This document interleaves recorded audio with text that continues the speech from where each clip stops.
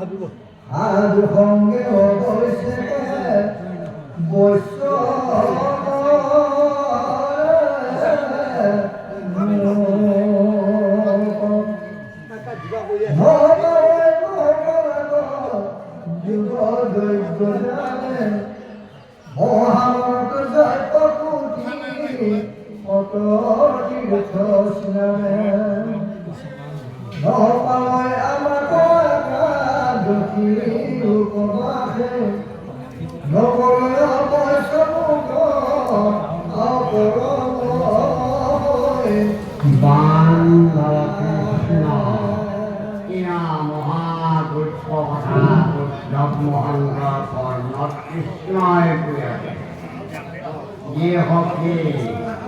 সাধুৰ সংগতি ভকতিয়ে মোক দুষ্ট কৰিব পাৰে আৰু যাক যজ্ঞ যুগ তীৰ্থ মহা মন্ত্ৰ জপি শত কোটি তীৰ্থত স্নান কৰিও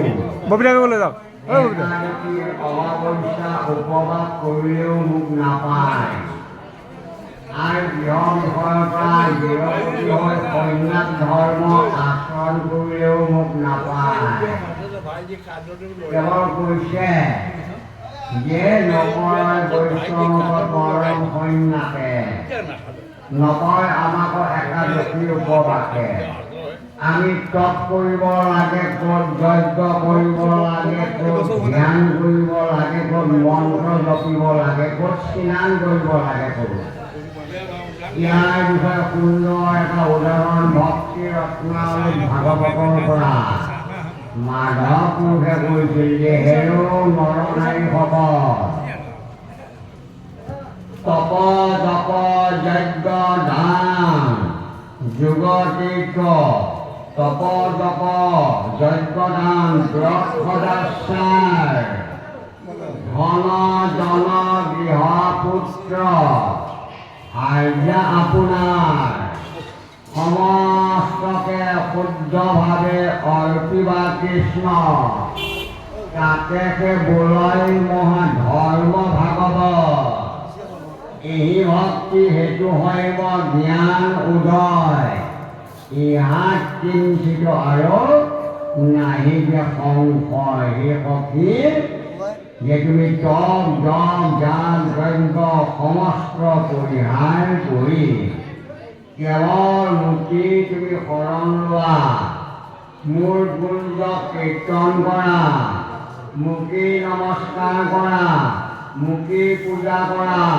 মুখী সেৱা কৰা সমস্ত তপ জপ জ্ঞান যজ্ঞ যোগ দান সমস্ত তীৰ্থৰ ফল কৃষ্ণৰ চৰণ কৃষ্ণৰ চৰণত সেৱা আৰু গীতাটো এই কথাখিনি অৰ্জুনক বিতংভাৱে কোনো ভগৱন্তই কৈছিল যে হে অৰ্জুন সখী মোকেহে কেৱলে দিয়া চিত্ত গায়ো মোৰ গুণ নাম গীত মুকে পূজা মাত্ৰ মুকে কৰে নমস্কাৰ পঢ়িলেও তোমাক সত্যবাণী পাইবা সুখে মোক মহামানী তুমি প্ৰিয়তম পঢ়িব সহা আমাৰ অৰ্জুনৰ ৰথখনৰ যেনেকৈ সাৰথী হৈ কৃষ্ণই চলাইছে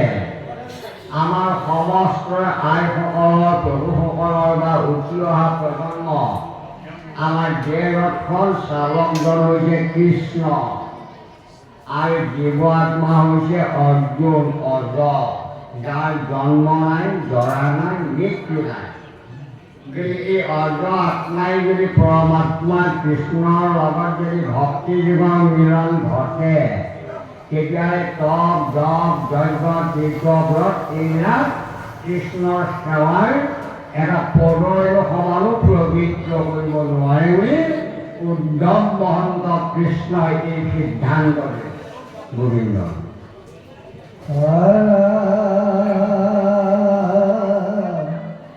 আন কৰ্ম কৰি আমি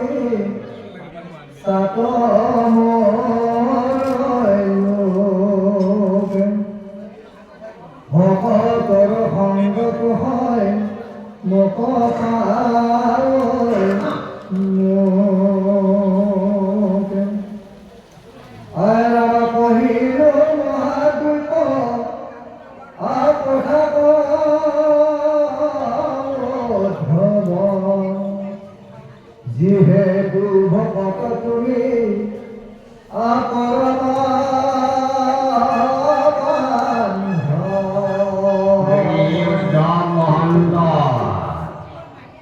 কৃষ্ণ উদ্দেশ্যি যি কৰ্ম কৰা নাযায় গীতাত কৃষ্ণ বুলি তাকেই কোৱা হয় অকৰ্ম। আমি কৃষ্ণক উদ্দেশ্যি যিকোনো কৰ্ম কৰিব লাগে। ঘৰ সাৰোঁতে, চোতাল সাৰোঁতে, কাঁহী বাতিৰ মাজতে, ভাত ৰন্ধন কৰোঁতে, গাখীৰ পগাওঁতে গোকুলৰ গোপীসকলে কৃষ্ণক ভকতিয়ে কেনেকৈ বন্ধন কৰিব পাৰিলে। তেওঁলোকৰ গায়ত্ৰী ধৰ্মত শাহুৰ আছিল, শহুৰেক আছে, ননদ আছিল, দেৱৰ আছিল। তথাপিতো গোকুলৰ গোপীসকলে গায়ত্ৰী ধৰ্মটি থাকি কেৱল কৃষ্ণৰ গুণানুকীৰ্তনেৰে পুৱাৰ পৰা পুৱালৈকে সমস্তখিনি কৃষ্ণকে অৰ্পি কৰ্ম কৰিছিল। সেইকাৰণে কৃষ্ণৰ গোকুলত গোপীৰ প্ৰেম ভক্তিত বন্দী হ'ব পাৰিছিল। এইটো আমাৰ তাৎপৰ্য দিছে, কৈছে ধেনুক দুহনকে কতো দধিক মথনকে বালকক নিচুকানকে দীৰ্ঘক মাৰ্জনকে আনু হ'ব কৰ্মগোপীৰ কৰণকে সদায় সিহিতো কৃষ্ণৰ গুণ অনুৰাগে গায়। কৃষ্ণৰ গুণ অনুৰাগ মানে হৈছে আনন্দ। আপুনি আনন্দ মানে কৃষ্ণৰ গুণ গাই আপুনি কৰ্ম কৰক, কৰি থাকিবলৈ মন যাব, আপোনাৰ এৰা ভাগ কেতিয়াও নাহে। গতিকে গোকুলৰ গোপীসমূহ ভাগ্যৱতী আৰু কোনো নাই। সেয়ে গোপীসকলৰ ভক্তি দেখা পাই উদ্ধৱ মহন্তই গোকুলৰ গোপীসকলৰ চৰণ সেৱা কৰি চৰণৰ পদধূলি শিৰত লৈছিল। কথাখিনি গম পাইছেনে? তাৰমানে উদ্ধৱে বন্দিলা গোপীৰ ধূলি নাজানি মূৰ্ধনে নিন্দে বুলি শৰীৰ সহক মই বোলে চিত্তে মনত কৰে পুত্ৰ ভাগ্যা বৃত্তে তীৰ্থ বুলি কৰে জলত বুদ্ধি প্ৰতিমাতে কৰে দেৱতা বুদ্ধি বৈষ্ণৱত নাই ঈশৱমতী গৰুটো অধম কৃষ্ণৱদতী। বৈষ্ণৱ ভকতৰ এই ধৰ্ম নহয়, শৰীৰক মই মোৰ বুলি ভবা। কৈছে একাংকে মই কৰ্ম মাত্ৰ কৰি হৃদয়ে থাকনকে বিদুৰ হৰি শ্ৰৱণ কীৰ্তন যাৰ অভ্যাস নচাৰন্ত হৰি তাহাৰ পাপ। আমি কি হৈছোঁ? মিছা তৰ্কবাদে ভৰিলো আন্ধাৰ, নাপাওঁ জ্ঞান পথ কৰি বিশ্বাস। মাধৱ বামন গোবিন্দ বুলি কৈখানি মুকুট হৰিব সমলি দশম স্কন্ধত বেদৰ পুথি তাক নমানয় পুনৰ্জগতি। আমি চাৰি বেদে স্তুতি কৰিছে ভাগৱতৰ দশমত। আমি চাৰি বেদৰ আমি চাৰি নাম লৈ ভজনীয়া হৈ পৰাই যদি আমি যদি ভকতৰ সংগত থাকি যদি শাস্ত্ৰৰ ওপৰত আমি তৰ্কবাদ কৰোঁ তেতিয়াহ'লে সেইটো সুফল পোৱা কেতিয়াও নাযায়। কিন্তু আমি আলোচনাহে কৰিব পাৰোঁ। জানিবলৈ আমাৰ কল্পনাৰ অতীত ভগৱন্তৰ কথা কৰিবলৈ কৃষ্ণ। গতিকে এতিয়া আমাক কৰে ভকতৰ সংগত সৈন্যকে অল্পতেই মোক পায়। আৰু এই মহাবৃক্ষ কথা সি উদ্ধৱ আজি তোমাক কাণে কাণে ক'লোঁ। আৰু এই কথাখিনি য'তে ত'তে তুমি নকবা। ক'ত ক'বা? কোৱাৰ জেগা দেখুৱাই দিছে। ক'ত ক'ব লাগে? কহন্তা থাকিলে কৰ্ণ পাতিয়া শুনয়, শুনন্তা থাকিলে মহা শ্ৰদ্ধায়ে কহয়। কহিবা ক শুনিবা ক যদি নপাৱই পৰম শ্ৰদ্ধায়ে বকি আপুনি গাৱয় হেন হৰি গুণ যদি কীৰ্তন নকৰে কদাচিতো তত্ত্ব নজানাই সিটো মৰে। চাৰিজন বিষ্ণু সাধু ভকতৰ চৰণ সেৱা কৰি জাতিৰ পুত্ৰ নাৰদ এই পৃথিৱীতে নৰ জন্ম লৈ তেওঁৰ মাক ব্ৰাহ্মণী আছিলে। গৰ্ভত সন্তানটো থৈ পিতৃক হেৰুৱালে। মাগৰাকী বিধৱা হ'ল আৰু বিধৱা হৈ নিজৰ সতীত্বৰ ৰক্ষাৰ কাৰণে এঘৰ ধনী ব্ৰাহ্মণৰ ঘৰত কাম কৰা চাখৰ হিচাপে থাকি এই গৰ্ভভাৰটো লৈ দাসত্ৰ দাসী কাম কৰিলে। তাতেই চাৰিজন সিদ্ধ পুৰুষ অৰুণ জ্যোতি হংস অৰুণ জ্যোতি বিভু এই চাৰিজন আপোনাৰ ইয়াৰ ভগৱন্ত মানে ব্ৰহ্মাৰ মানৱ পুত্ৰ গৈছিল। এই চাৰিজন সাধুৰ সেৱা শিশুকালৰ এই পিতৃৰ্বাদ আৰু জাতি কৰ্ম কৰি থাকোঁতে গৰ্ভৰ সময়ৰ লগে লগে জাতি পুত্ৰ সন্তান জন্ম হ'ল। 5 বছৰ বয়সত চাৰিজন ভকতৰ সেৱা কৰি ভগৱন্তৰ গতি পালে এই পৃথিৱীৰ পৰা নৰদেহা সেই নাৰদ জানিবলগীয়া কথা। গতিকে সেইকাৰণেই নাৰদে তিনিওখন লোকক জয় কৰিব পাৰিছিল। কাৰণ কিয় এই যে কোনো ভগৱন্তৰ গুণ জপ তেওঁ সদায় মুখৰ মাজতে থাকে নাৰদ, যাৰ নাম কীৰ্তনেই অহৰহ চলি থাকে। কীৰ্তনতে কৃষ্ণৰ জন্ম হয়। এই কথাখিনি মহাপুৰুষ শ্ৰীমন্ত শংকৰ গুৰুজনাই ইয়াত মানে আপোনাৰ বৈষ্ণৱমালাত সুন্দৰ হয় এই কথাখিনি লিখি দিছে। কি বহু আৰু শ্ৰৱণত কি হয়?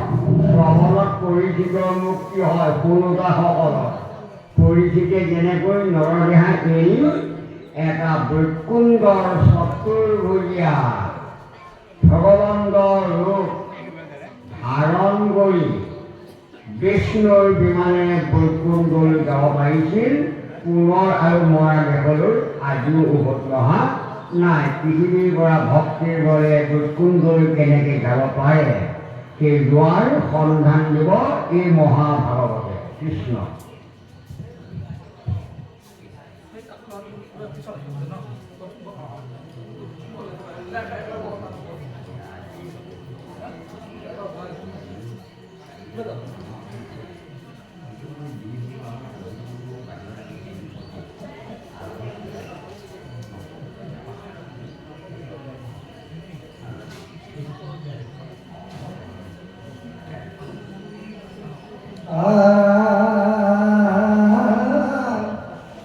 মূৰ্খটো অধিক সখী সাধুৰ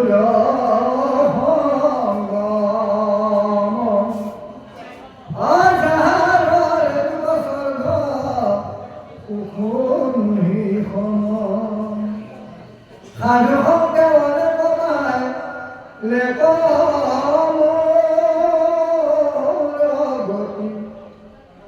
জিও লেখা সখী তাক শুনিও সম্প্ৰতি পশু পালে পালে শ্ৰী শুদ্ধ ৰাতি অধম আইৰাম ইষ বসু অধিক পাপমতী ভকতৰ সংগ পাইলে কমূলগতি অ বিভীষণ বিষ অৰ্বা কৰিবান জাম্বুৱন্ত জটায়ুক গ্ৰীব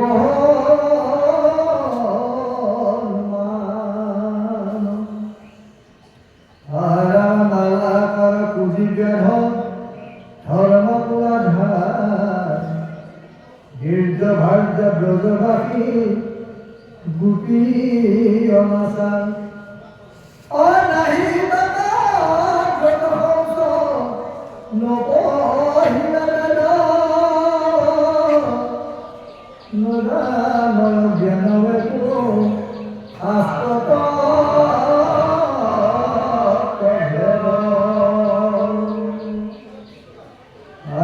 কেৱল সাধুৰ সংগে মুখে পাইলা গতি সৎসংগত পৰে নাই উপায় সন্ততি। এতিয়া কৈছে এই উদ্ধৱ সখী ইয়ে মুখ্য সুখটো ভকতি শূন্য কিন্তু ভকতি শূন্য ক'ত নহয় ইয়ে সাধুৰ সংগ সাধুৰ ভকত বৈষ্ণৱৰ চৰণৰ এটা পদৰেণু যদি আমি শিৰত ল'ব পাৰোঁ মানৱ জন্ম ঈশ্বৰৰ প্ৰতি ভক্তি জ্ঞান স্মৃতি শক্তি বৃদ্ধি হয় আৰু জীৱই মৰাৰ পিছত জীৱই জানে জাতিস্মৰ হৈ যায় মই পূৰ্ব জন্মত কেনেকৈ ভকতি কৰি বৈকুণ্ঠলৈ আহিলোঁ আৰু বৈকুণ্ঠত থাকি তেওঁ জাতিস্মৰ হৈ থাকে।